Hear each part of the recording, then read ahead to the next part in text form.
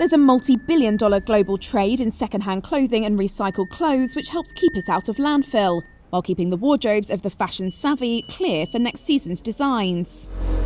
Now though, because of the pandemic, exporters, traders and customers, who rely on a steady supply of used clothes, are struggling. It's not that there isn't enough clothes, ironically there's too many, which has plummeted their value and led to huge backlogs in warehouses and thrift shops.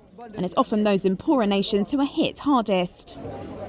It's an issue Antonio Di Cavalho knows all too well, as the boss at a British textile recycling firm.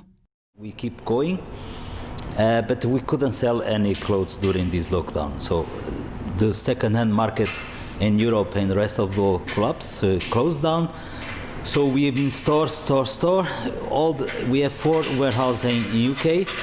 So it means we have full warehouse during the time. Recyclers and exporters have had to cut their prices to shift stock, as lockdown measures restrict movement and business slows in end markets abroad. For many, it's no longer commercially viable. They simply can't afford to move the merchandise. Meanwhile, recyclers are also removing clothes banks from streets, reducing collections and laying off workers to conserve cash, while stuck-at-home consumers clear out their wardrobes, adding to the pile-up.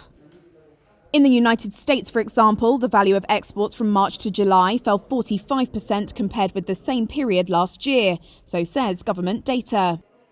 Up to a third of clothes donated in the US ends up for sale in markets in the developing world. The consequences of the decline are reflected in open-air markets like this one in Kenya. Traders have been hit with shrinking supply, exacerbated by the government banning the import of used textiles in March over concerns they could carry coronavirus, and a drop in footfall due to people staying home. Second-hand clothes dealers like Nicholas Matisia are finding business sluggish, to say the least. Before coronavirus came in, I would manage to sell at least 50 trousers a day. But now with coronavirus, even selling 1 a day has become difficult.